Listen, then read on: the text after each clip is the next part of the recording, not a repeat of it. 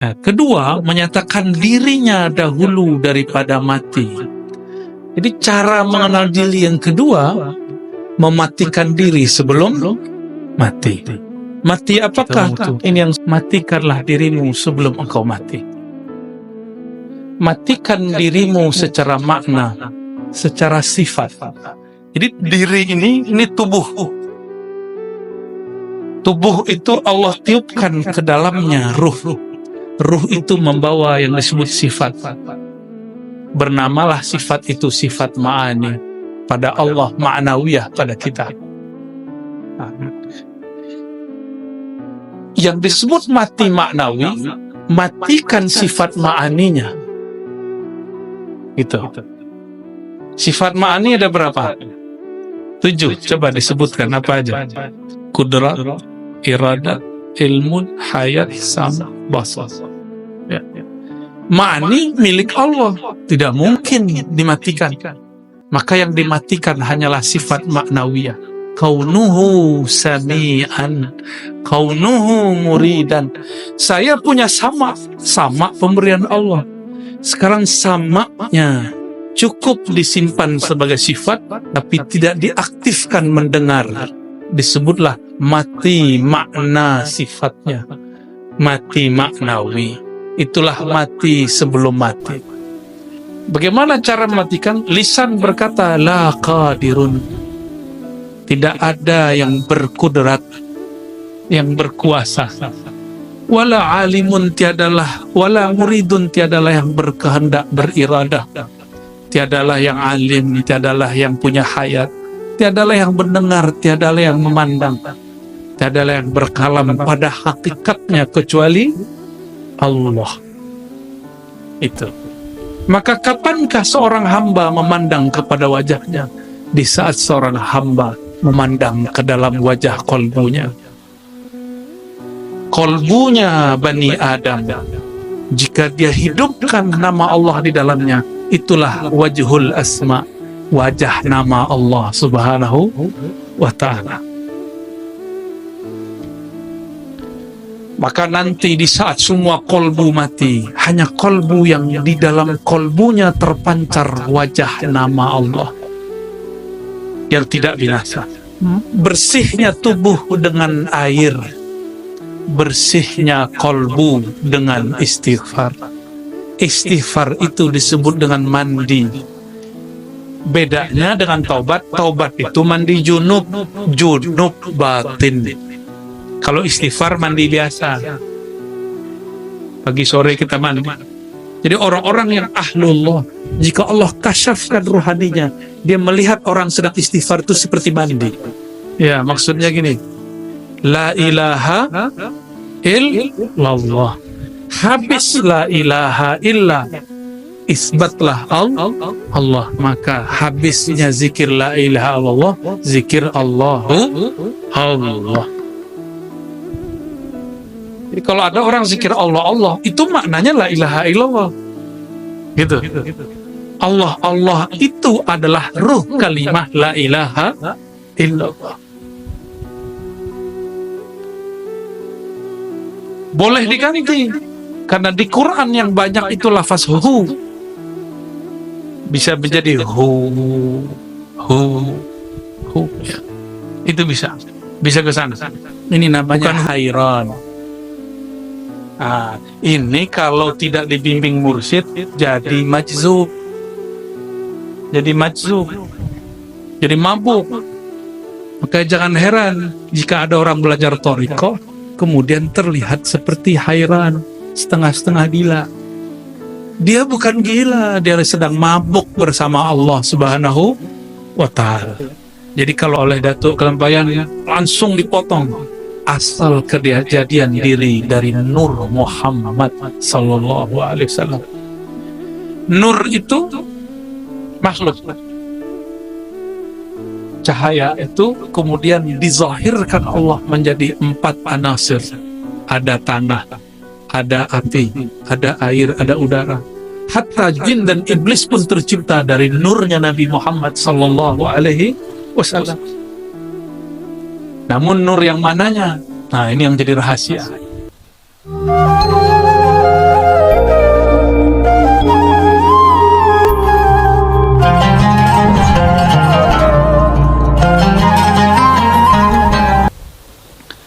Kitab ini membuat saya terkenang mengambil thariqah samaniyah sedari dulu masih remaja. Guru kami namanya Abu Ya Hasan Basri As-Samani An-Naqsyabandi Al-Khalidi. Beliau mentalkinkan persis seperti yang tertulis di kitab ini. Jadi ini thariqah sebenarnya thariqah samaniyah yang mungkin tidak semua orang mendapatkan sanad talqinnya. Jadi ini tidak boleh diamalkan kalau tidak ditalkin. Nah, ini syarat ya. Syarat kepada orang yang ingin mengamalkan kitab ini mesti mendapatkan talqin dari gurunya, mursyidnya. Apa syarat mursyidnya? Kana wasilan mausulan ila Allah tabaraka wa taala. Dia juga telah wusul ke hadirat Allah Subhanahu wa taala. Kita mulai baca wa bisanadina ila Syekh Sayyid Ja'far Muhammad Arsyad Al-Banjari al-mulaqab bidatu Kalampayan, Imamul Banjariyin wal Jawiyin wa Imam al-funun al-muta'addidah ilmi al-aqidah wa ilmi al-fiqh wa ilmi tasawuf. Qal bismillahirrahmanirrahim. Beliau berkata, ya, sabda Nabi sallallahu alaihi wasallam, man arafa nafsahu faqad arafa rabbahu. Sudah biasa dengar ya? Tapi kita lihat cara beliau mengartikan. Walaupun kita sudah tahu artinya, tapi kita ingin dapat berkah. Bagaimana cara Datuk Kelampayan menerjemahkan ini? Apa kata beliau? Artinya, barang siapa mengenal ia akan dirinya, niscaya, niscaya itu pasti, niscaya mengenal ia akan Tuhannya. Pertama, harus diketahui bahwa ini bukanlah hadis dalam pengertian hadis menurut ahli hadis. Ini hadis-hadis ma'rifat, didapat oleh wali-wali Allah ketika serohani mereka liqa dengan Nabi Muhammad sallallahu alaihi wasallam. Mohon maaf, inilah perbedaan ulama wali-wali Allah para sufi dengan ahli hadis. Mereka juga sebagian wali Allah. Ahli hadis, ilmunya jika tidak didengar oleh telinga maka tidak disebut hadis. Apalagi sosoknya secara fisik sudah wafat, jika ada kalam darinya itu bukanlah hadis. Tapi bagi ahlullah dari kalangan sufi, wali-wali Allah, jika ada seorang kekasihnya bertemu ruhaniyah Rasulullah, karena dalam hadis Nabi riwayat Bukhari, Muslim, Abu Daud, Tirmizi, man ra'ani fil manam faqad ra'al haqq, yang bertemu aku dalam tidurnya dia benar-benar bertemu akan aku. Man ra'ani fil manam fasayarani yaqza, orang yang bertemu aku dia akan bertemu denganku, yang bertemu aku dalam mimpi akan bertemu aku dalam keadaan jaga. Berdasarkan hadis ini, ahli hadis tugasnya hanya sampai mengatakan hadis ini sahih, selesai. Tapi makna hadis ini yang meneruskan adalah ahli-ahli tasawuf, guru-guru kita, masyayikh-masyayikh kita. Apa kata mereka? Kalau kita mimpi bertemu Rasulullah secara rohani ataupun secara jaga, bagi mereka itu disebut juga hadis. Inilah yang nggak ketemu. Makanya sampai sekarang ahli hadis yang umum mengatakan di kitab tasawuf banyak hadis palsu. Karena ahli tasawuf kalau bertemu rohani Rasulullah itu tetap disebut hadis, karena Nabi dianggap tidak pernah mati secara rohani, hanya berpisah ruh dengan badannya. Jadi wajar guru-guru ini bakal dianggap sebagai halu. Tahu halu ya? Dianggap nanti sebagai penyebar hadis palsu. Bukan, kita nggak pernah mau memalsukan hadis Nabi.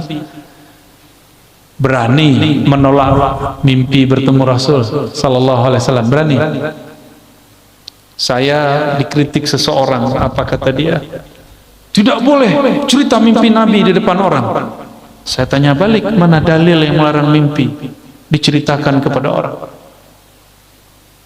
Justru hadis Imam Bukhari, mimpi diceritakan kepada orang, tapi orangnya yang ahli, orangnya yang ahli, li'arifin, orang yang arif.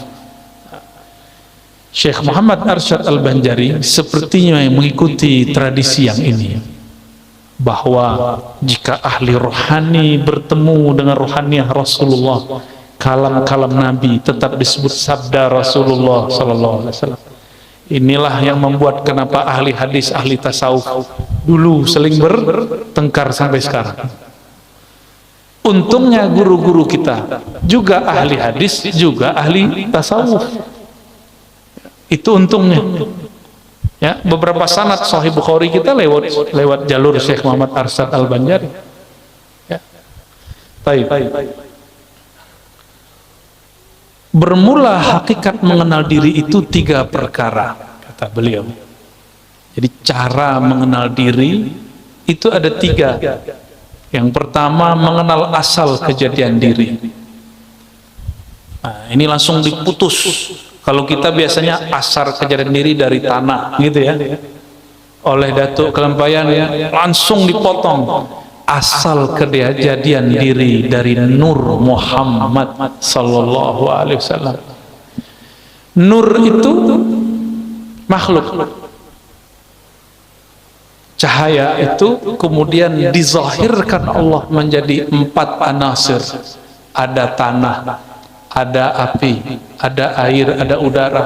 Hatta jin dan iblis pun tercipta dari nurnya Nabi Muhammad sallallahu alaihi wasallam. Namun nur yang mananya? Nah, ini yang jadi rahasia. Di dalam kitab Daqaiqul Akhbar, dulu saya mengatakan ini kitab kumpulan hadis palsu. Ternyata di dalamnya ada beberapa asrar-asrar ma'rifat yang disembunyikan para ulama di dalam. Mulailah kita sadar, tidak boleh menghina apa saja. Orang pemaksiat pun kita tidak hina, apalagi kitab yang dikarang oleh para ulama. Ya. Di Daqaiqul Akhbar disebutkan di alam ruh, di saat seseorang memandang kepada Rasulullah, jika dia memandang kepada kepala Rasul, maka dia nanti di bumi akan jadi pemimpin. Jika dia memandang dadanya Rasul, dia nanti jadi apa? Mandang tangannya Rasul, nanti jadi apa? Sudah disebut. Maka semua pekerjaan kita ini itu hanya ulangan dari apa yang kita pandang dulu di alam ruh. Saya duduk di sini, guru-guru ada di sini, jamaah ada di depan. Semuanya menunjukkan apa yang dulu pernah kita lakukan di sana. Cuma mengulang. Bedanya dulu ruh itu tidak laki, tidak perempuan. Sekarang kita jadi laki, bukan perempuan. Ada yang perempuan, tidak laki-laki. Jadi bagaimana cara mengenal diri yang pertama? Kita harus mengembalikan bahwa diri ini berasal dari nur Nabi Muhammad sallallahu alaihi wasallam. Muncullah di situ kalam-kalam ilhami, qudsi. Lagi-lagi seperti tadi, ini ilham yang didapat oleh para wali-wali. Mereka mendengar Rasulullah bersabda di alam rohani, "Al-alam minni wa ana minallah." Alam dariku, aku dari Allah. Maksudnya aku dari hembusannya nafas Allah subhanahu wa ta'ala. Ternyata di kitab Sirrul Asrar pun disebut, yang dinisbatkan kepada Syekh Abdul Qadir Al-Jailani, Al-alam minni wa ana minallah, dan sejenisnya. Ada kalimat-kalimat sejenis ini.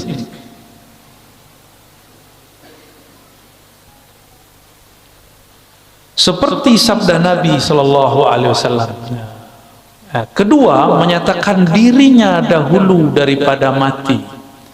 Jadi cara mengenal diri yang kedua, mematikan diri sebelum mati. Mati apakah? Ini yang kita kaji malam tadi di mana namanya, Bumi Sholawat ya. Tapi karena tempat terbatas, kita bagi lagi sini. Sebenarnya saya belum pernah membaca kitab ini sebelumnya, kecuali judulnya. Ya, tapi tadi langsung khatam. Dalam waktu bersolawat langsung selesai. Ya. dengan baca sanad segala macam, kita tabarukan, kita ijazahan, saya minta izin secara rohani dan secara jasmani. Ya, jasmaninya tadi siang, rohaninya barusan. Ternyata isinya sama dengan thariqah Saman yang dulu saya ambil waktu remaja, persis sama. Dulu guru kita baca dua lafaz ini, man arafa nafsahu faqad arafa rabbahu, lalu mutu qabla an tamutu, matikanlah dirimu sebelum engkau mati. Matikan dirimu secara makna, secara sifat. Jadi diri ini tubuh. Tubuh itu Allah tiupkan ke dalamnya ruh. Ruh itu membawa yang disebut sifat. Bernamalah sifat itu sifat ma'ani pada Allah, ma'nawiyah pada kita. Yang disebut mati maknawi, matikan sifat ma'aninya. Gitu. Sifat ma'ani ada berapa? 7. Coba disebutkan apa aja? Qudrat, iradat, ilmun, hayat, sama, basar. Ya. Ma'ani milik Allah, tidak mungkin dimatikan. Maka yang dimatikan hanyalah sifat maknawiyah. Kaunuhu sami'an, kaunuhu muridan. Saya punya sama pemberian Allah. Sekarang samaknya cukup disimpan sebagai sifat, tapi tidak diaktifkan mendengar. Disebutlah mati makna sifatnya, mati maknawi. Itulah mati sebelum mati. Ini yang melihat mata atau bukan mata? Nih, coba lihat. Saya yang datang ke mata bapak saudara, atau matanya yang datang ke saya, atau bukan dua-duanya, tapi ada cahaya. Kenapa ada orang coba mata dipejam? Ingat Monas, kelihatan? Berarti ada yang bisa melihat selain mata ini. Coba pejam mata, ingat orang yang dicinta. Sebentar aja Pak. Buka mata, masih kelihatan? Bisa. Jadi semua kita sebenarnya bisa masuk ke dimensi itu, cuma tidak mau melatihnya. Ya, kita bilang halu. Padahal kalau halu, maka ilmu para aulia semuanya halu. Ini ada sok pemberantas halu, yang dia berantas ilmu wali, mana bisa? Jadi wali dulu, baru berhadapan sama wali Allah, ya. Kecuali dia wali setan, kita nggak tahu. Kan wali dua. Wali dua aja Pak. Kalau nggak waliullah, wali setan, wali rahman, wali syaitan. Dua aja. Mungkin dia wali setan kali. Masa ilmu wali mau dihabiskan? Kita ulangi. Jadi ruh itu punya sifat. Sifat dia tidak mungkin dimatikan. Tapi sangat mungkin sifat itu dinonaktifkan, diistirahatkan. Contoh sederhana, kalau kita rindu seseorang, kita pandang wajahnya di handphone, disapa oleh orang, jawab nggak? Nggak terdengar, karena di saat itu sama kita tidak sami'an. Dia ada samanya tapi tidak sami'an. Kita sering menyebutkan Allah itu sama, ma'nawiyahnya kaunuhu samian. Kaunuhunya dicoret dulu, itu yang disebut mati maknawi. Kaun, keadaan kita mendengar itu di-cut dulu, dihabiskan dulu, sehingga tidak lagi ia mendengar. Bukan berarti sifat samanya hilang. Gitu ya. Kenapa kita tidak bisa mendengar yang jauh? Karena keberisikan di sini. Sama sifat mendengar yang ada pada ruh, dia tidak ada ruang, tidak ada waktu. Kenapa tidak bisa menembus? Karena terhalang oleh pendengaran. Nah, pendengaran ini, pandangan yang ini, lisan yang ini, kudrat iradat yang ini yang harus dilebur dulu. Itulah mutu, matikanlah maknawiyahmu, sebelum engkau betul-betul mati secara tabi'i ataupun hissi. Itu maknanya ya, mutu qablaan tamutu. Ini boleh disebut dengan ruknut thariq, rukun thariqah nomor 2 itu. Coba kita lihat kalam beliau. Bermula setengah daripada mematikan diri itu seperti dikatakan dengan lidahnya dan diiktikadkan di dalam hati. Dibaca la qadirun wala muridun wala alimun wala hayyun wala sami'un wala basirun wala mutakallimun fil haqiqah illallah. Nih. Bagaimana cara mematikan? Lisan berkata la qadirun, tidak ada yang berkudrat, yang berkuasa. Wala alimun, tiadalah, wala muridun, tiadalah yang berkehendak, beriradah. Tiadalah yang alim, tiadalah yang punya hayat, tiadalah yang mendengar, tiadalah yang memandang, tiadalah yang berkalam pada hakikatnya kecuali Allah. Itu. Ini udah usul langsung nih. Langsung usul ini.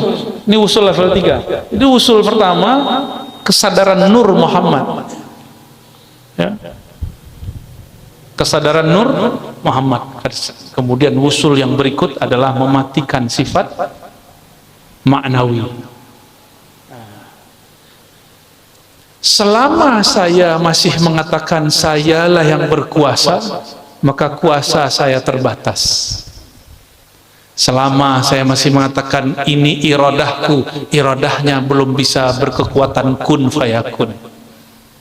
Selama ilmunya masih ilmuku, gelarku, doktorku, syekhku, gelar ijazahku, selama masih itu, maka ilmunya akan terbatas dengan otaknya yang sempit. Wala hayyun, jika dia masih menganggap dirinya hidup karena air dia minum, karena makan, maka nanti orang-orang itu akan menyekutukan Allah dengan nasi. Nanti ada masa di akhir zaman paceklik, orang-orang tidak bisa makan karena tidak ada yang dapat dimakan. Di saat itulah turun keluar Dajjal bawa makanan. Akan banyak nanti orang ganti agamanya karena meyakini hayatnya ada pada makanan. Ashabul Kahfi selesai di bidang ini, maka dia mengatakan hayat kami di tangan Allah, hayati hayatuna hayatullah fil haqiqah. Maka dengan itu Ashabul Kahfi 309 tahun pun masih Allah hidupkan. Maka mereka itu aulia-aulia kekasih Allah yang karam fana dalam sifat hayatnya Allah subhanahu wa ta'ala. Coba ada orang tidak makan sebulan, mati Pak? Mati ya? Betul? Benar? Orang yang mati kebanyakan nggak makan ya? Emang orang mati minum kan nggak juga? Tapi secara lahiriah kita memandang banyak orang mati karena kelaparan. Tapi kenapa Ashabul Kahfi 309 tahun tidak mati? Karena hayat itu milik Allah. Kalau Allah belum ambil ya nggak mati. Wala sami'un wala basirun. Kalau pendengaran ini 10 meter sudah tidak terdengar. Tapi kalau sami'nya sudah dimatikan, maka Allah lah yang mendengar. Allah memperdengarkan kepada kita.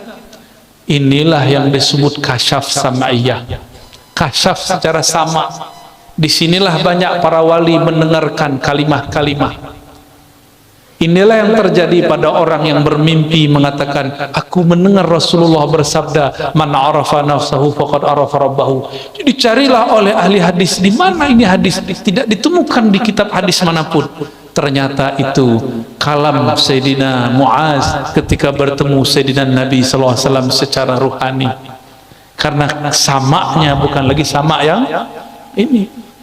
Coba datang ke Raudhah, datang ke makbarah Nabi SAW, bisa dengar Nabi? Coba baca salam, Assalamualaikum ya Sayyidina Rasulullah. Bisa dengar jawabnya? Karena pakai telinga ini. Coba matikan samamu, engkau akan mendengar Nabi menjawab. Ya. Kenapa ziarah terasa hambar? Karena ziarah baru dengan sifat maknawiyah kita, belum dimatikan sifat maknawiyahnya. Jadi ini tips kalau mau ziarah kubur, pakai ilmu mutu qablaan tamutu, matikan sifat maknawiyahnya sebelum engkau betul-betul mati. Lalu di paragraf berikut halaman ketiga, ketiga fana sekalian diri. Ini thariqah ketiga ya, untuk mengenal diri. Ketiga fana sekalian diri itu di dalam kudrat Allah dan iradat Allah dan ilmu Allah, seperti firman Allah, kullu syai'in halikun illa wajhah, segala sesuatu halik. Apa arti halik? Binasa, mati. Halik itu nama lain dari mati, hancur, binasa, karam. Illa wajhah, kecuali wajhullah. Jangan dibayangkan wajah. Apa makna wajah? Fungsi wajah apa, Pak?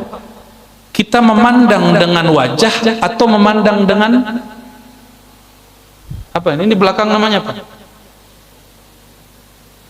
Nah, ini adalah leher. Kita memandang dengan wajah atau dengan leher? Memandang dengan wajah atau memandang dengan tangan? Apakah memandang dengan lutut? Tidak. Maka disebut ini wajah adalah alat untuk memandang dan objek untuk dipandang. Kalau guru dulu melamar, itu memandang wajah atau memandang lantai, guru? Memandang wajah ya. Yang dipandang wajah.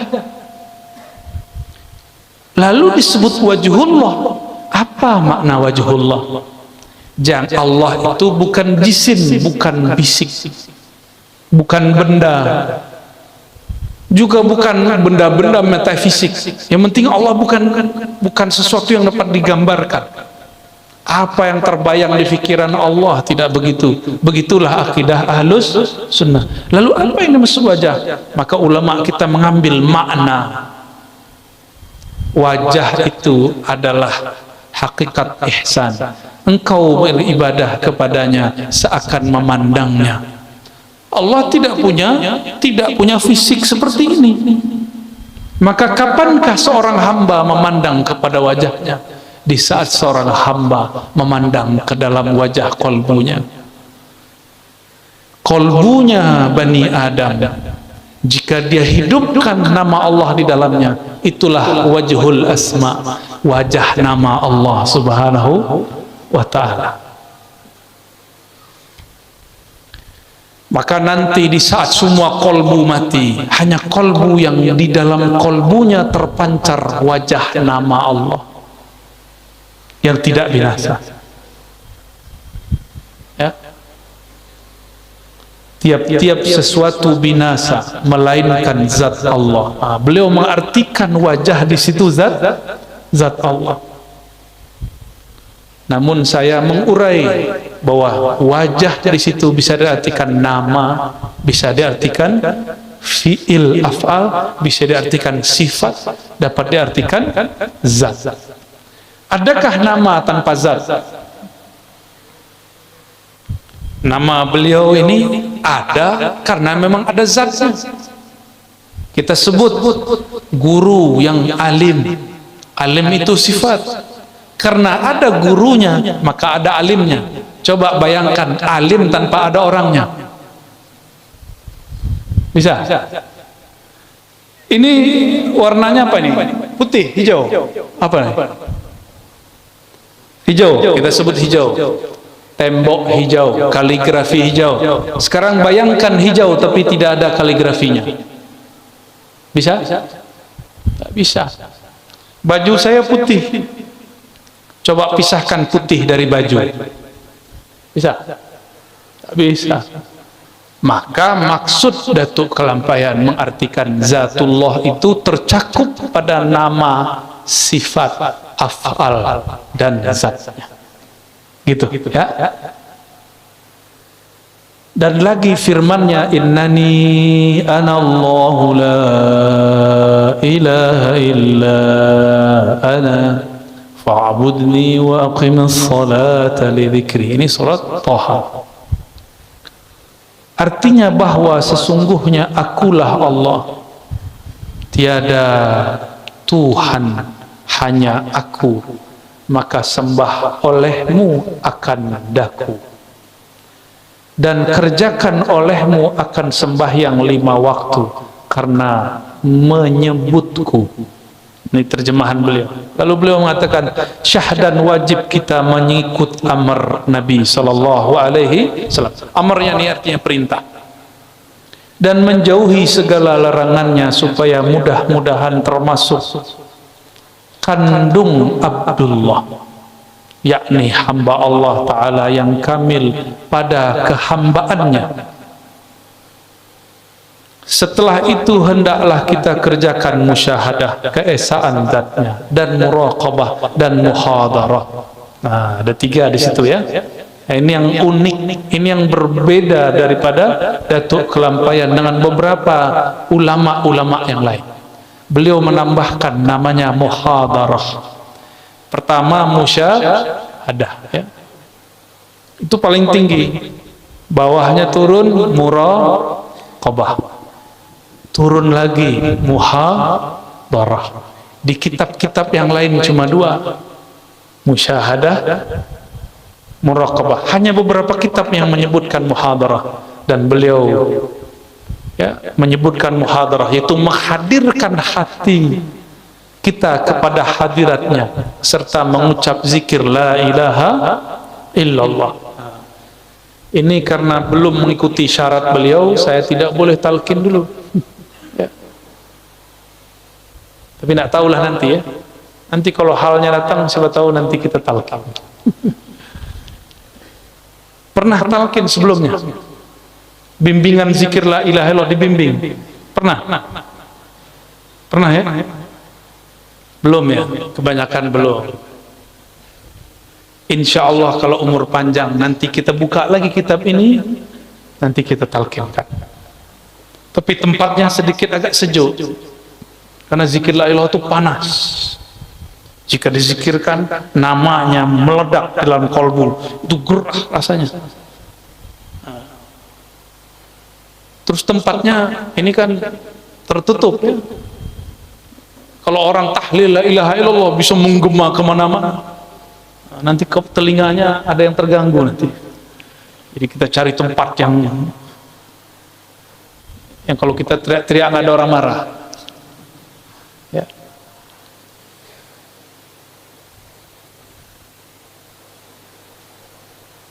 Nah ini halaman 5, 6, 7 itu kaifiyat thariqah samaniyah yang dahulu waktu umur saya masih 11 sampai 13 tahun saya mengamalkannya dan mengalami apa yang beliau sebut, apa yang beliau kalamkan, hakikatnya kita pernah mengalami.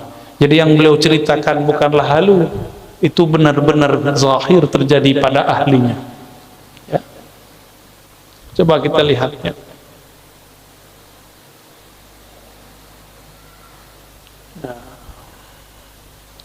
Di paragraf berikutnya ya, seyogyanya atas kita tatkala hendak mengerjakan zikir itu mandi dan bersuci.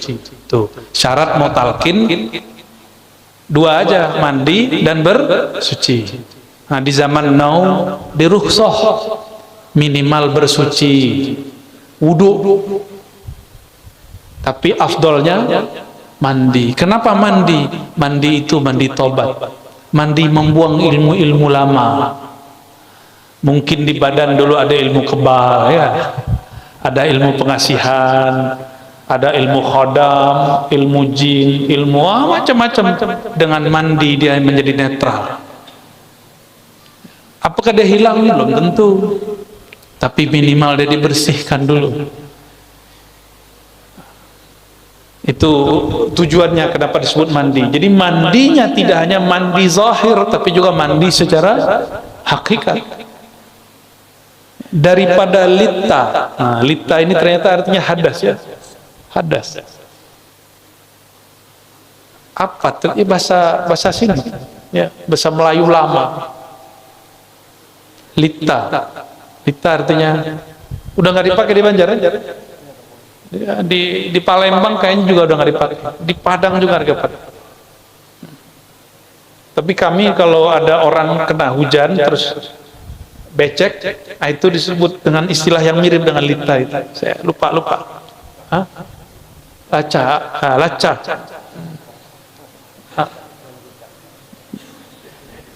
Gitu deh ya. Lica. Yang zahir serta mengambil air sembahyang. Mengambil air sembahyang itu wudu. Sekarang orang-orang sudah gak mau lagi pakai bahasa sembahyang, katanya syirik. Masa Datuk Kelampayah syirik ya? Orang lebih lama di Mekah daripada si Ustadz yang baru-baru ini. Beliau tidak mempermasalahkan kata salat, kata wudu dikaitkan dengan lafaz sembahyang. Karena orang dahulu menyebut Allah itu hiyang. Orang dulu menyebut hiyang. Hiyang itu bahasa Sanskerta. Padanannya dalam bahasa Arab huwa, hiya, huwa, hiyang, sama. Dia yang maha tak dapat dibayangkan. Itu arti hiyang. Saya bertanya kepada ahli bahasa yang mengerti bahasa Sanskerta, kata mereka hiyang itu artinya dia yang tak tergambarkan oleh pikiran. Sama dengan huwa, Allah, dia ya? Makanya beliau itu tidak mempermasalahkan lafaz sholat diterjemah jadi sembahyang. Sekarang masih guru, mari sembahyang disebut syirik nggak guru? Biasa ya. Bedakan islamisasi dengan arabisasi. Islamkan orang, arabisasi nurut, nanti pelan-pelan kita bisa Arabkan ya. Saya tadi siang ya takziah dan ziarah ke guru Sya'rani Tayyib, itu rumah bait ilm lughah, itu rumah ngomong bahasa Arab terus Pak, hatta walad saghir yatakallam bil arabiyyah ya. Anak kecil ngomong bahasa Arab. Kadang-kadang pakai amiyah Makkah lagi kita pusing-pusing sendiri. Ajib ya. Rahimahullah Syekhana Syekh Muhammad Sya'rani Tayyib. Amin. Lalu beliau mengatakan, dan yang batin dengan mengucap istighfar, maka bolehlah disebut bersihnya tubuh dengan air, bersihnya kolbu dengan istighfar. Istighfar itu disebut dengan mandi. Bedanya dengan taubat, taubat itu mandi junub batin. Kalau istighfar mandi biasa, pagi sore kita mandi. Jadi orang-orang yang ahlullah, jika Allah kasyafkan rohaninya, dia melihat orang sedang istighfar itu seperti mandi ya. Minta ampun ke hadirat Tuhan kita. Nah, kata Tuhan katanya juga nggak boleh guru. Kata Tuhan itu ketua kelasnya para dewa. Mengada-ada ya. Tuhan kita Azza wa Jal dengan memakai pakaian yang putih. Inilah sejarahnya kenapa dahulu di majelis-majelis kajian dan salawat yang ada di negeri Banjar hampir semua berbaju putih. Dulu sebenarnya tidak mesti. Itu dulu pakaian orang bertoriko. Untuk ngambil talqin mereka pakai baju putih-putih. Nah, jadi nanti kalau mau talqin Pak, bajunya putih-putih. Dan kebiasaan itu nyebar, bahkan tidak talqin pun guru-guru kita berbaju putih ya.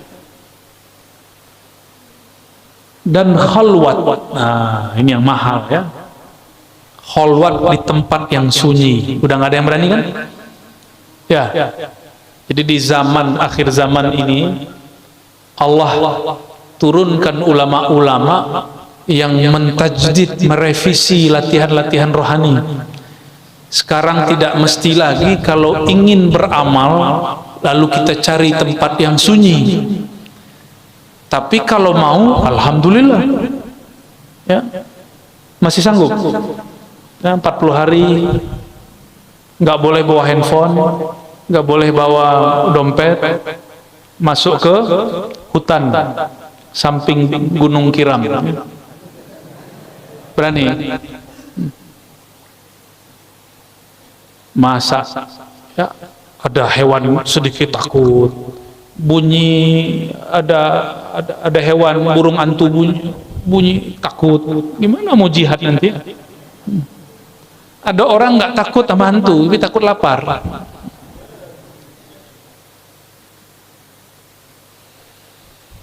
Maka sembahyang 2 rakaat. 2 rakaat 1 salam, mohonkan taufik dan hidayah. Apa arti taufik? Taufik itu dari kata waffaqa yuwaffiqu taufiqan, kesesuaian jalan dengan kudrat iradat Allah Subhanahu wa taala, itu disebut taufik. Hidayah, petunjuk kepada hadiratnya, lalu duduk bersila. Duduk bersila seperti apa, Pak? Itu ya. Tapi kalau guru-guru tua duduk bersila kakinya naik 1. Itu dulu duduk bersila orang lama. Tapi orang-orang sekarang duduk begitu langsung ada semut katanya di lututnya, kesemutan. Itu tuduhan kepada semut. Semut kalau punya lawyer dia akan protes. Punya pengacara nanti kita dituntut, Pak. Duduk bersila dengan sopan dan merendahkan diri kepadanya. Jadi selalu orang, mohon maaf ini guru-guru, pasti di antara kita di dalam kolbunya ada ilmu. Syarat mendapatkan rahasia la ilaha illallah, tidak boleh terbersit sedikit saja merasa alim. Tidak boleh. Nasab, nggak boleh berasa nasabnya hebat. Oh, saya dosen, saya guru, sayanya harus hilang. Ini yang disebutkan. Kepada merendahkan diri kepadanya, menghadap kiblat muslimin. Jadi merendahkan diri, habiskan ego-ego tadi. Ini contoh nih, ada kita buat majelis. Tidak semua orang datang itu untuk mendengar. Ada cuma mau tes. Kita tes dulu ilmunya si ustadz itu, ya. Si guru itu sejauh mana ma'rifatnya. Kalau ngetes orang ma'rifat ya nggak perlu hadir lah, jarak jauh juga boleh, ya. Orang begini, di saat semua orang menikmati zikrullah, dia tidak akan menikmati. Di saat semua orang hanyut dalam bayan, dia hanyut dalam mencari kesalahan. Nanti ceramah ini akan dipotong orang untuk dicari kesalahannya. Ya, semoga dia tidak ketemu, ya. Dengan menghadap kiblatul muslimin. Jadi menghadap kemana? Kiblat. Karena sayyidul majalis al-qiblah. Sayyidul majalis al-qiblah. Sayyidnya majlis kiblat. Tapi sayyidul muridin al-muallim, al-syekh, al-mursyid. Sayyidnya para murid adalah guru, muallim, mursyid. Makanya guru mursyid tidak mesti menghadap kiblat. Tapi murid yang menghadap kepada guru, karena guru adalah kiblatnya ilmu. Itu. Ya. Ini gimana caranya? Bapak hadap ke kiblat, saya menghadap kiblat. Siapa yang mau belajar? Ya. Maka dihantarkan kedua tapak tangan kepada lutut. Duduk begini, persis seperti ini dulu. Lalu mengucap la ilaha illallah, serta mengingatkan maknanya di dalam hati dan iktikad yang putus. Iktikad yang putus itu bahasa Arabnya i'tiqadun jazimun. Bukan qati'un, ya. Itu salah terjemah itu. I'tiqadun jazimun, i'tikad yang putus, ma'rifat yang sampai, paham yang mantap. Itu yang disebut i'tikad yang putus, ya.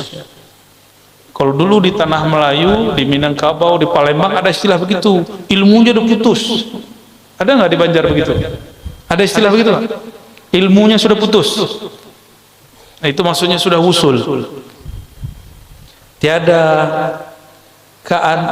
tiada apa nih bacanya?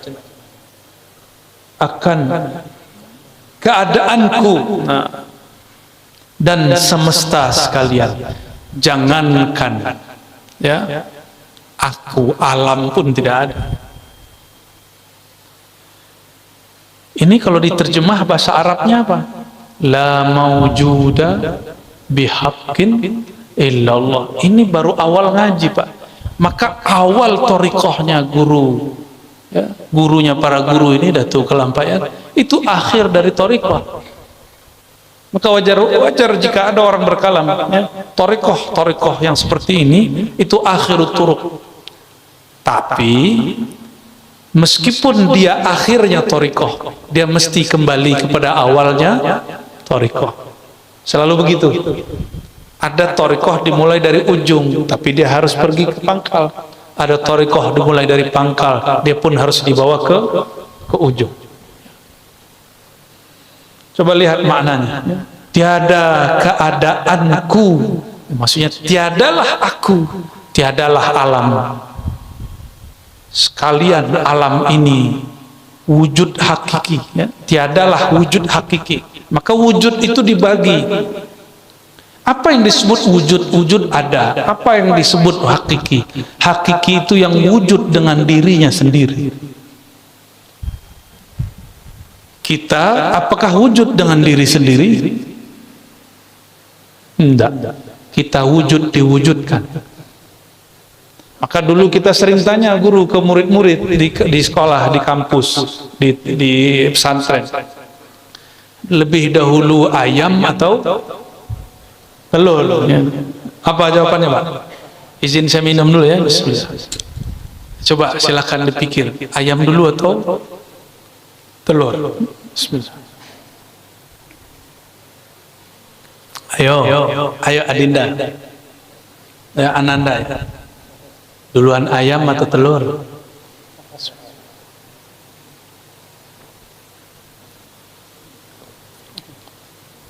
Apa?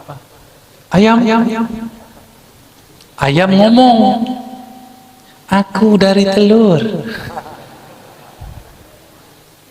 Kata telur, aku keluar dari buntutnya ayam. Kata ayam, aku dari telur. Telur, aku dari ini namanya daur, berputar. Berputar disebut dengan debat kusir. Itu istilahnya, mutar di situ. Ya, seperti kebanyakan orang debat-debat itu. Mutar-mutar di situ.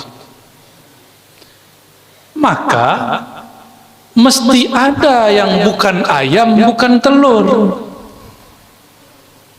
Ayo, siapa ayo? Yang bukan ayam, bukan. Nah, kita sekolah dulu belajar ada Darwin. Nah, Darwin itu terjebak di falsafah telur, putar-putar dia di situ. Ya, maka dia mengatakan manusia berevolusi, ya, tidak dicipta, cuma berevolusi. Nah, itu filsafatnya panjang, itu nanti kita cerita. Jadi gimana? Ayam dari telur, telur dari ayam? Ternyata salah. Ternyata ada yang bukan ayam, bukan telur. Itulah pencipta ayam dan telur. Maka wujudnya ayam, wujudnya telur disebut mumkinul wujud. Bisa jadi ayam, bisa jadi telur. Mungkin lebih dahulu ayam, mungkin lebih dahulu telur. Karena saya tidak hadir waktu ayam dan telur dicipta, saya tidak tahu mana yang dahulu. Nah, disebut mungkin. Yang pasti si ayam tidak pernah berkata, aku menciptakan diriku, aku ada dengan sendirinya. Tidak pernah. telur juga berkalam demikian. Maka mereka ada karena diadakan. Saya juga begitu. Kata saya dari ayah saya. Ayah saya ngomong dari ayahnya terus, nggak selesai. Namanya musalsal. Musalsal, nggak ada ujungnya. Rantai kan nggak ada ujungnya. Musalsal itu besar, daur jika dibesarkan jadi musalsal. Berantai dari tar juga balik. Maka wujud ini diwujudkan, maka wujud kita ini tidaklah wujud hakiki karena dia tidak wujud dengan sendirinya. Yang wujud dengan sendirinya hanyalah Allah semata. Inilah makna la maujuda bihaqqin illallah. Ulama kita tidak membolehkan ini dilafazkan dalam zikir, hanya boleh jadi makna. Inilah maksud guru, ya, Datuk Kalampayan, cukup dimaknakan di dalam hati, jangan dilafazkan dengan lidah. Inilah ajaran Imam Ghazali tertulis dalam kitab Ihya Ulumuddin jilid keempat, bab at-tauhid wa tawakkul, ada di kitab. Jadi ini sudah kesimpulan. Maka kalimah Allah dengan memejamkan kedua mata. Jadi zikir itu jangan lagi tahlil matanya jelalatan. La ilaha illallah, la ilaha illallah, la ilaha illallah, la ilaha illallah, la ilaha illallah, la ilaha illallah. Apa sih langsung lihat handphone, lihat status. Lagi zikir la ilaha illallah nih. Status. Nah, untuk mematikan hissi, mematikan maknawi, supaya mutu qabla an tamutu, supaya terasa kesadaran hakiki, salah satu caranya pejamkan mata. Jadi ulama kita dulu kalau zikir menjamkan mata, itu bukan lagi tidur, walaupun bunyinya mendengkur. Ada sahib saya, Bang Dik Doang, yang biasa kajian hikam, Dik Doang, sebelum puasa sama teman-teman latihan zikir, kita bimbing persis seperti ini. Ayo cobain Bang, pejam mata, baca nama Allah pelan-pelan.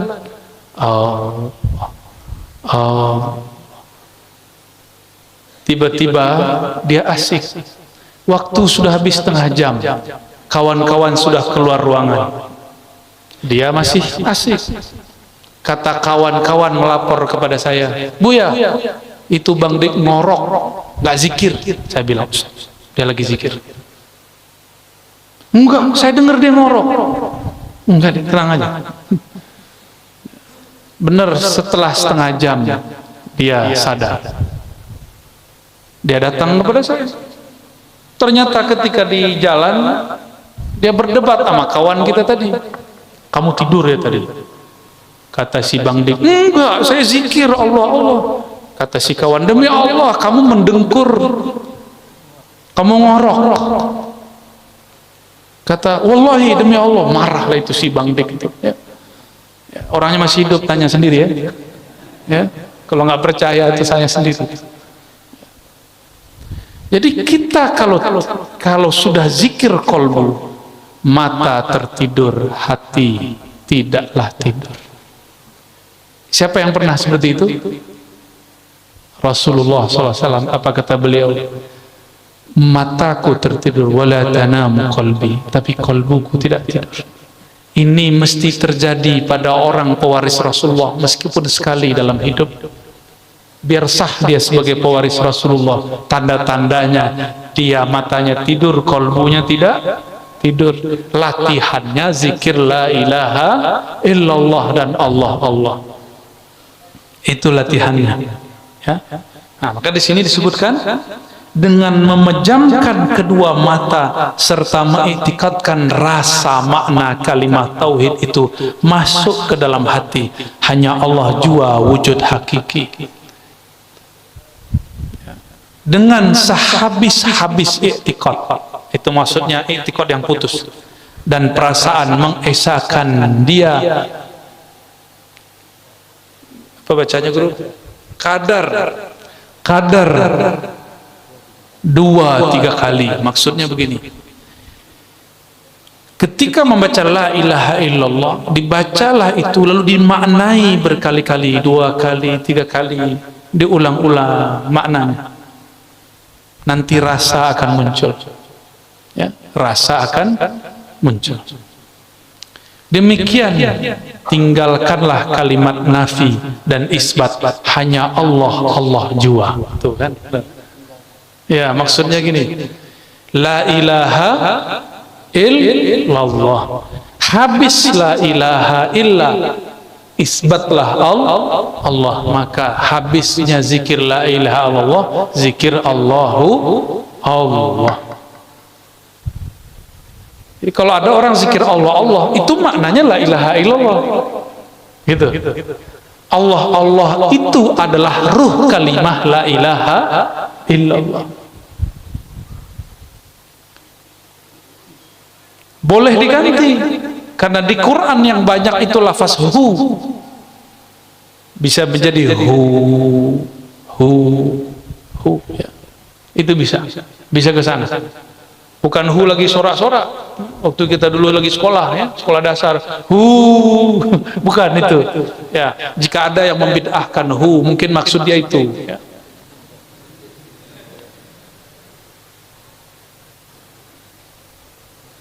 Gimana? Udah jam berapa ini?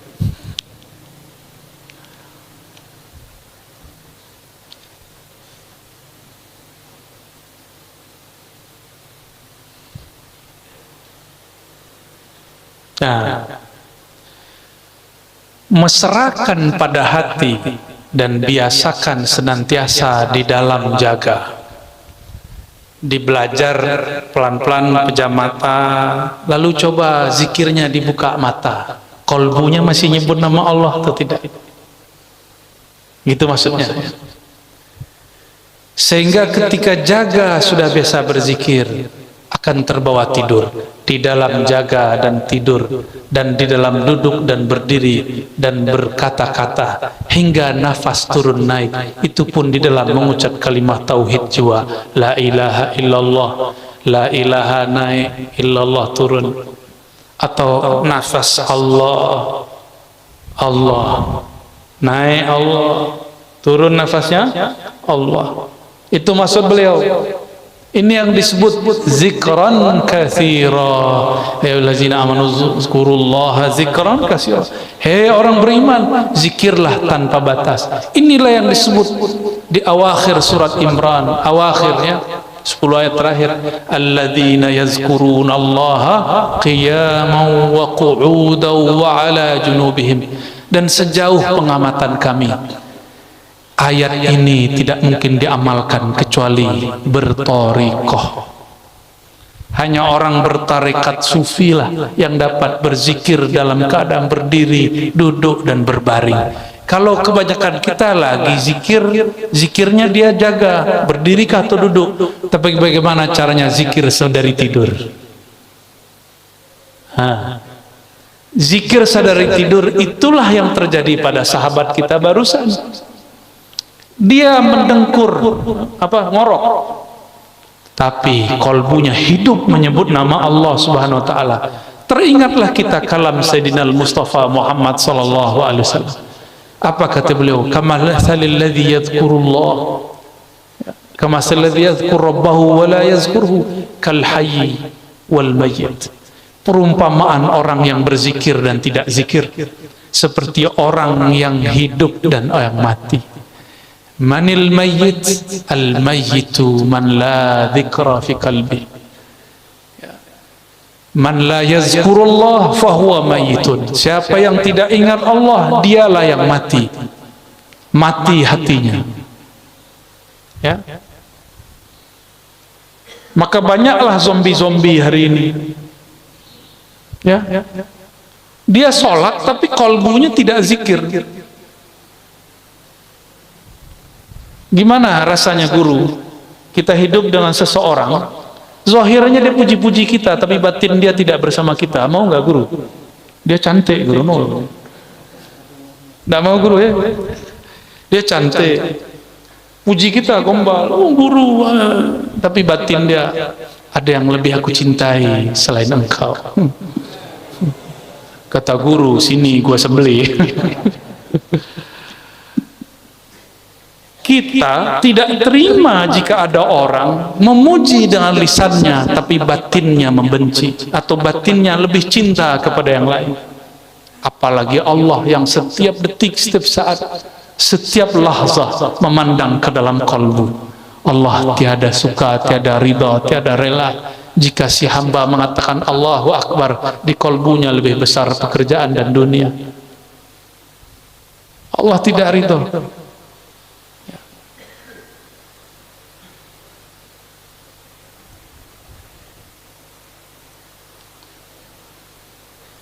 Maka tatkala bahwa pada kesudahan kalimah tauhid itu hendaklah dilanjutkan sekira-kira hasil rasa gaiblah diri. Apa beliau lanjutkan, sekira-kira hasil rasa gaiblah diri daripada memandang dan ingat akan segala ma siwallah, yaitu selain Allah. Ini tahadus bin ni'mah sebagai tanda syukur kepada Allah. Awal saya bertemu guru saya Abuya Syekh Al-Mursyid, ya, dalam Thariqah Samaniyah, Abuya Hasan Basri Jalil. Beliau mimpin zikir ba'da salat isya. Afdalu zikri la ilaha illallah. Baru pertama beliau baca itu, saya sudah tidak ingat diri. Tidak ingat siapa yang di samping kiri kanan. Terasa nikmat sampai hari ini, kenangan itu tidak pernah hilang. Nikmatnya tiada bisa dikatakan. Lebih indah dari malam pertama bersama kekasih yang jelita, karena rasanya bersama Sang Maha Kuasa.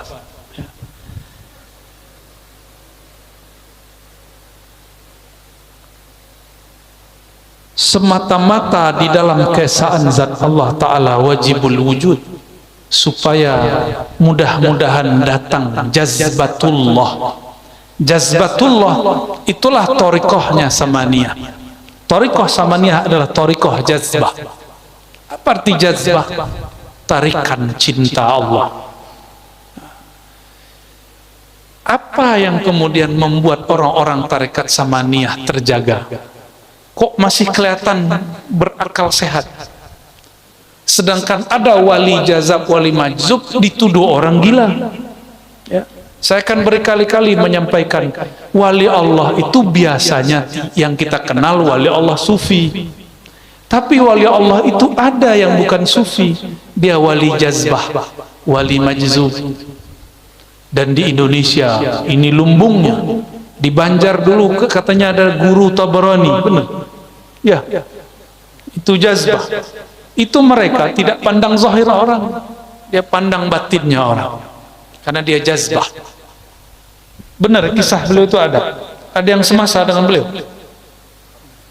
Guru ada yang semasa gitu. Pernah bertemu gurunya? Itu jazbah. Orang jazbah itu al-wali al-mungharik fi mahabbatillahi tabaraka wa ta'ala, wali yang karam dalam cinta kepada Allah.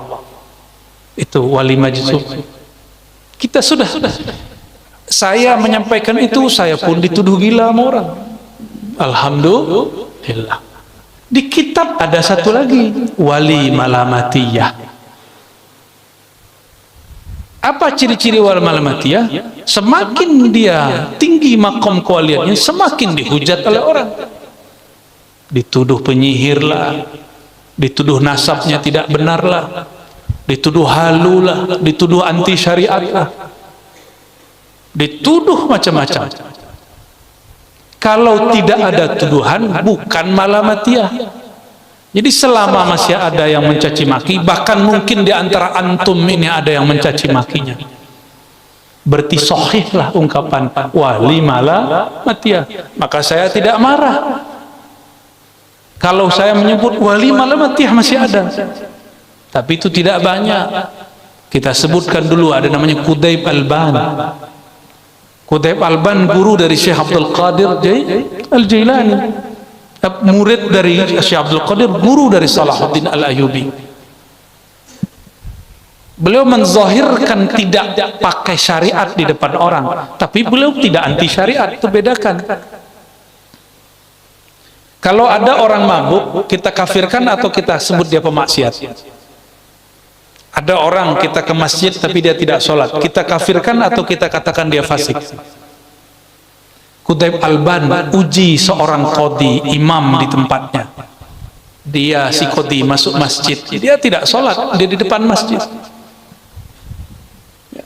Sehingga si qadhi mulai dari takbir sampai assalamualaikumnya dia bayangkan, itu kenapa orang dibilang wali tapi nggak sholat sama kita? Wali apaan dia itu? Itu terjadi Pak, akan terjadi terus. Maka tanda kebenaran ada wali malamatiyah, ulama-ulama fuqaha akan mengkafirkannya, akan memurtadkannya. Karena saya membuka ini, kita tunjuk kalau ada loh, kita pun dituduh murtad. Alhamdulillah ya. Dari dulu sudah begitu Pak, sudah sunnatullah. Saya dapat kabar dari Guru Wildan, ternyata dulu Abah Grus kumpul mau difatwakan juga sesat oleh ulama sebanjar. Tinggallah tanda tangan tauqi dari Guru Anang Sya'rani. Ternyata beliau setelah tidak tahu dapat isyarat atau musyawarah, beliau tidak mau tanda tangan. Berhentilah usaha orang yang hasud.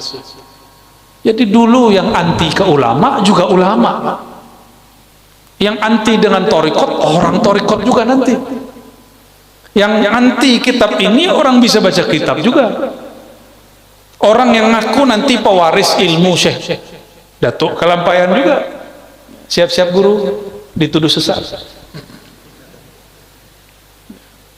Akan begitu ya, akan begitu. Saya disebutlah berguru kepada wali majzub, wali gila. Mereka buatlah video, ada orang gila lari, Wali Ar-Razi. Saya suka berguru ke siapa aja Pak.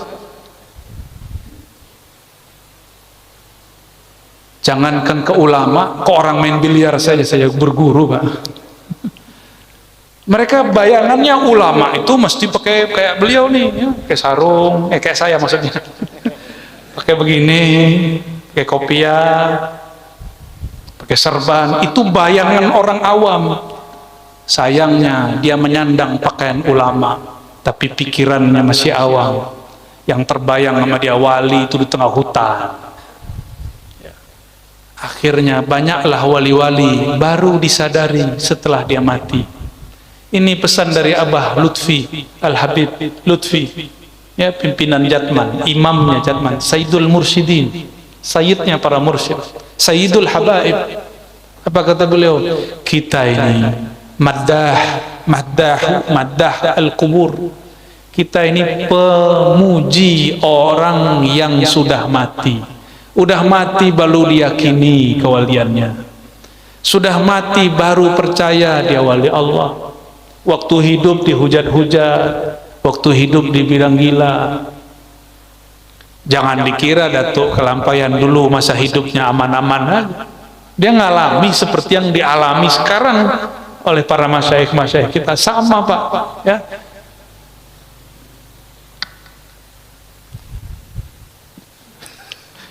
Dikit lagi lah ya, dikit lagi. Karena yang paling inti nanti di halaman nomor 9, ya. Ada kalau nomor 10, halaman 10 dan 11 itu torikoh lanjutan, ya, namanya zikir khofi, ya, zikir tajalli. Kalau yang ini muqaddimah ke tajallinya. Malah sudah masuk ini halaman 8 sudah masuk ke tajalli, ya. Coba kita lihat. Supaya mudah-mudahan datang jazbahnya Allah. Apa arti jazbah tadi? Tarikan cinta Allah. Itulah sebabnya kenapa orang jazbah senang berteriak lagi zikir Allah, gitu. Itu jazbah. Disebut juga wujdan, rasa yang wujud di dalam diri lalu dia tertarik. Bahkan dulu masyaikh kami pingsan-pingsan guru. Kalau ngaji begini pingsan. Tidak jarang juga yang berteriak. Seingat saya waktu pengajian di mana ada salah satu jamaah kita berteriak Allah, ya. Tiba-tiba ada isyarat cara menenangkan dia waktu itu, ya. Saya begini waktu itu. Tapi itu nggak dibuat-buat Pak, itu begitu aja, nggak bisa diulang lagi. Ya. Orang itu disebut mengalami jazbah.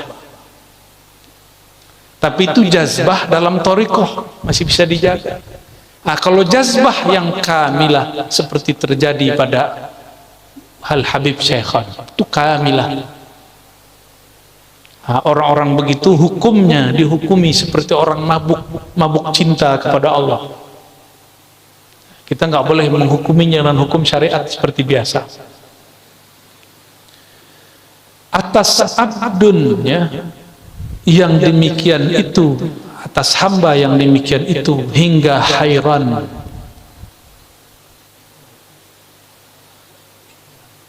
Ya, setelahnya bacanya apa guru? Lemah lah, ya. Hairan itu bahasa Arab, hairan itu bahasa Arab. Hairan itu salah satu ahwal yang terjadi pada sufi. Imam Ibn Arabi awal nulis kitab Al-Futuhat Al-Makkiyah memulainya dengan bab hairan. Bab hairan itu seperti ini. Kita kalau sholat, jika tidak diizinkan Allah, dapatkah, mampukah kita sholat? Enggak, ya? Makanya ketika ada hayya 'alas shalah, jawabannya berarti tidak sanggup aku ruku dan sujud kecuali dengan izin Allah. Oke? Saya sujud, saya ruku, kita sholat, kita ibadah, semuanya dengan haul dan kuwah. Kuwah siapa? Allah. Berarti yang menyembah siapa? Siapa yang menyembah? Saya ruku karena Allah kasih kuwah dan haul. Saya sujud, saya baca takbir karena Allah mengizinkan membantu. Allahumma a'inni ala dzikrika, ya Allah bantu aku menyebut namamu. Ketika seorang hamba mengatakan Allahu Akbar, Allah sedang membantu lisan dan kolbunya membaca takbir. Maka siapakah saat itu yang menyembah? Jika dikatakan hamba menyembah dengan kekuatan dia, kekuatan Allah. Jika dikatakan Allah yang menyembah, apalagi masa Allah menyembah? Kan Allah tidak terhukumi syariat. Allah itu syari', bukan mukallaf. Ini namanya hairan. Ini kalau tidak dibimbing mursyid jadi majzub, jadi mabuk. Maka jangan heran jika ada orang belajar thariqah kemudian terlihat seperti hairan, setengah-setengah gila. Dia bukan gila, dia sedang mabuk bersama Allah Subhanahu wa ta'ala. Jadi kalau ada melihat orang gila Pak, husnuzon aja ya. Husnuzon aja. Dan lemahlah ia dengan musyahadahnya, serta lalai dan fana daripada segala masiwallah, ya. Dan apa itu? Kulliyah, kulliyah bahasa Arab. Kulliyah, kul, semua diri hingga daripada fana'nya pun, fana'lah ia sebab menerima lemah tajalli nur jamalullah. Ini bagian akhir yang mau saya sampaikan, ya. Jadi tajalli itu ada dua minimal. Ada tajalli nur jamal Allah. Kalau orang dapat nur jamal Allah, maka dia dapat mahabbahnya Allah. Ada tajalli kedua, nur jalalullah. Jamalullah turun kepada ulama wali, sedangkan jalalullah turun kepada umara. Atas dasar itulah ulama dan umara tidak boleh bertengkar, harus saling melangkul dan saling menguatkan, saling menasihati, saling mengingatkan. Gimana? Sepakat tak? Ini Pak rahasianya. Nur jamalullah turun ke siapa? Ulama. Makanya ulama itu jamal, lembut. Sedangkan jalal turun kepada umara. Dia ulama juga umara, tergabung dalam dirinya jalal dan jamalnya Allah Subhanahu wa taala. Jamal ini penciriannya rahmah, kasih sayang kepada makhluk. Dia tegas dalam sayangnya. Kalau yang karam dalam jalalullah, dia sayang dalam kerasnya. Umara harus tegas, tegasnya karena sayang. Ulama harus lembut, dalam lembutnya dia tegas. Dulu Sayyidina Utsman ulama bukan?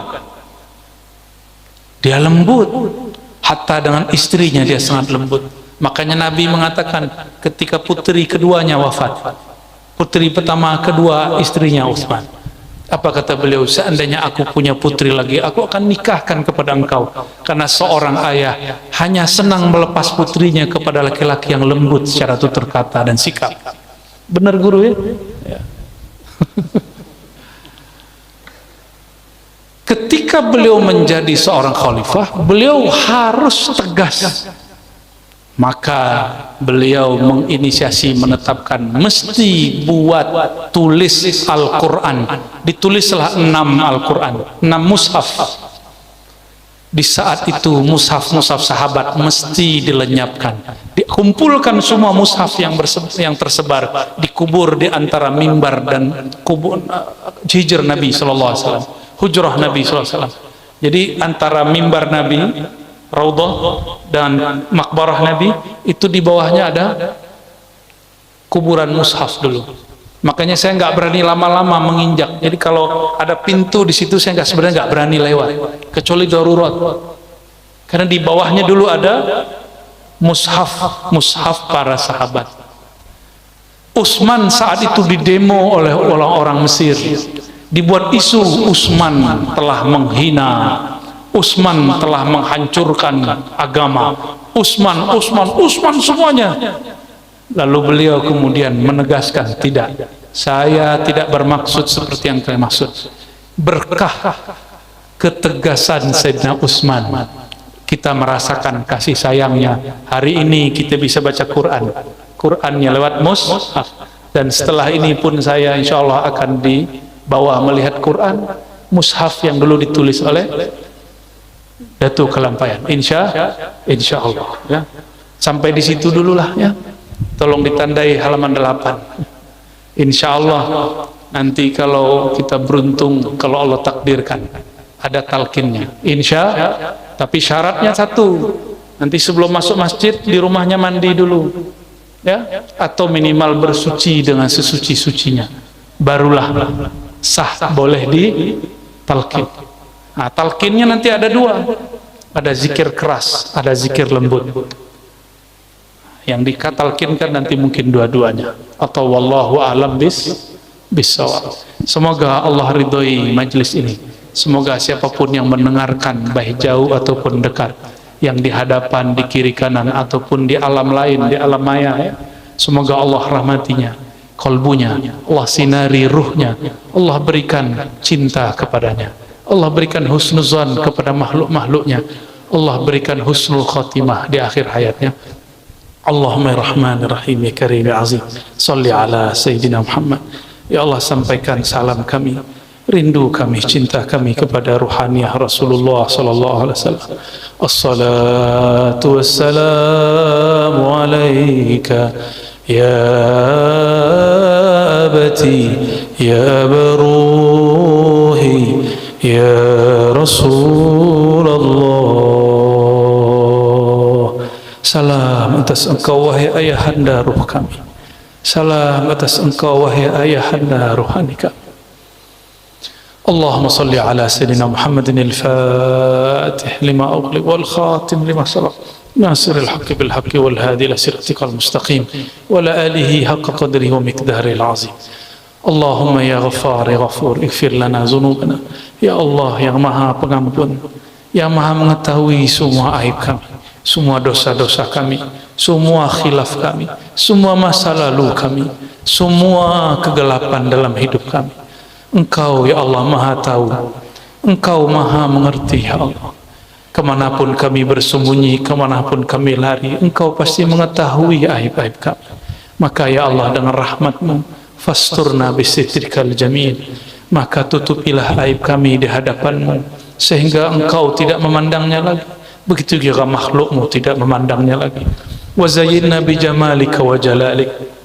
Lalu ya Allah, sinarilah kami, hiasilah kami, penuhilah kalbu kami dengan cahaya kasih sayang keindahan-Mu ya Allah.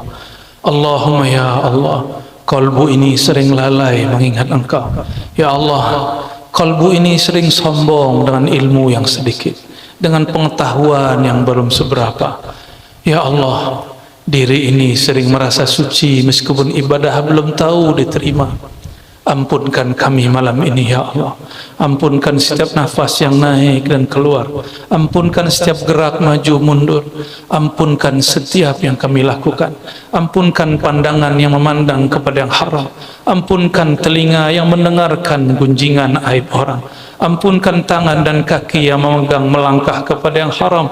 Ampunkan kehormatan kemaluan kami yang tidak kami tempatkan kepada apa yang Engkau hendak ridhai. Ampunkan kalbu kami, ampunkan ruhani kami, ampunkan ya Allah yang Maha Pengampun. Rabbana atina fid dunya hasanah wa fil akhirati hasanah wa qina adzabannar. Wa sallallahu ala nabiyyina Muhammad walhamdulillahi rabbil alamin. Al-Fatihah.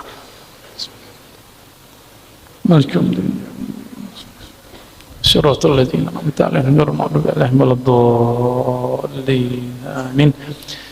Subhanakallahumma wa bihamdika asyhadu an la ilaha illa anta astaghfiruka wa atubu ilaik bihaqqil Fatihah. Assalamualaikum warahmatullahi wabarakatuh.